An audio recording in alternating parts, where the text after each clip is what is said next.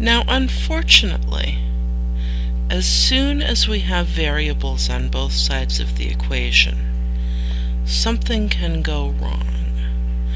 And I'm going to start by showing you some simple examples where something goes wrong.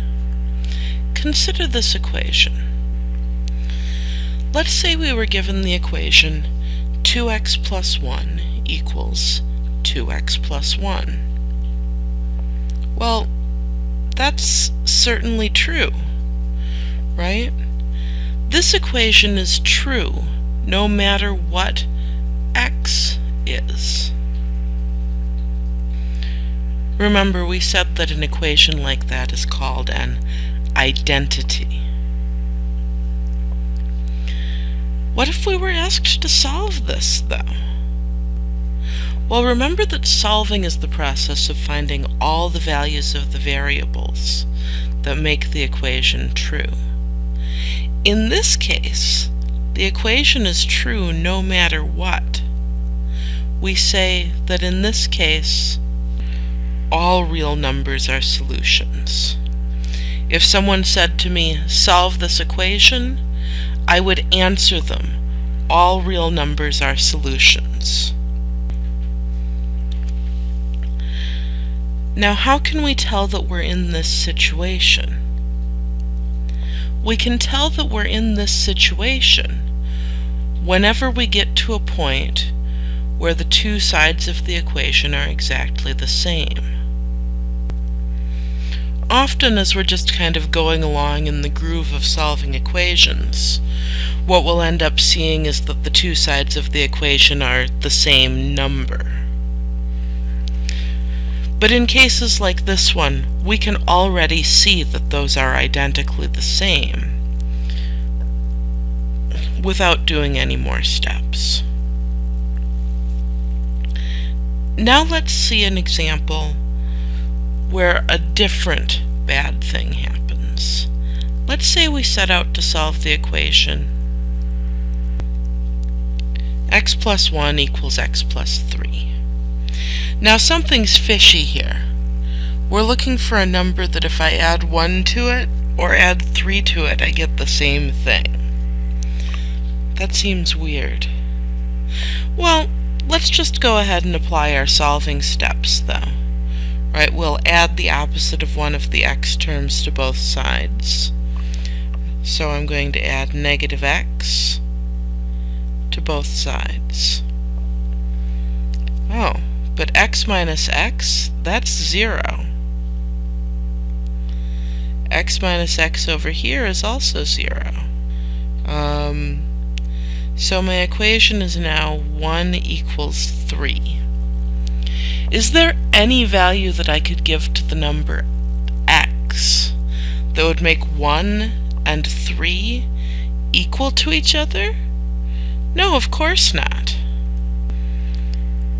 No matter what x is, this is never true. So that means, well, what values of this variable make this original equation true? They're the same ones that make this equation true, which is, none of them. We say that this equation has no solution. In this equation was true no matter what. We say that all real numbers are solutions. This equation is false no matter what, so we say that it has no solution. Now, typically when we encounter these sorts of equations, they're going to be a little bit harder to spot right off the bat.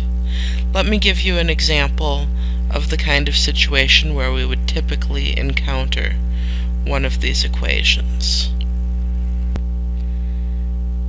So notice I have expressions that need to be simplified on both sides of my equation. I'm going to start by rewriting all my subtraction as plus the opposite, and I'm going to note that I have two separate expressions, one on the left side of the equals sign and one on the right side of the equals sign. And when I'm simplifying, I need to not mix those together. So first I'm going to distribute both sets of parentheses. So 2x plus negative 6 plus x plus 4 on the left, 3x plus negative 3 on the right. Now on the left, I'm going to combine the like terms.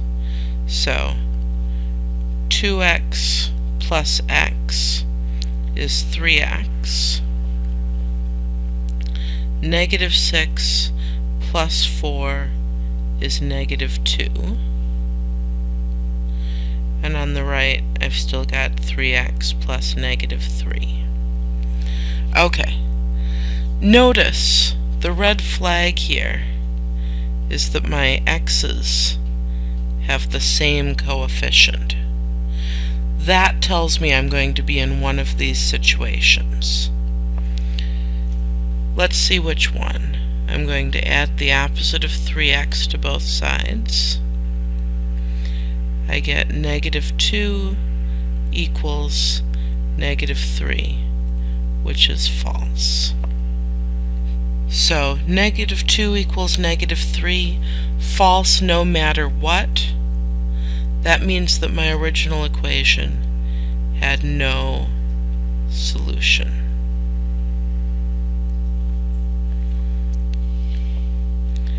Okay, so what do these situations look like?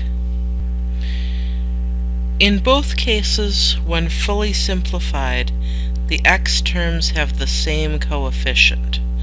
That tells you that you're going to be in one of these cases.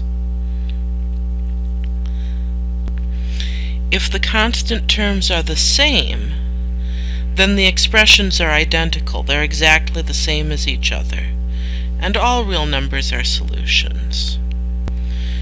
On the other hand, if the constants are different, as we saw in this case, then no real number is a solution. There are no solutions.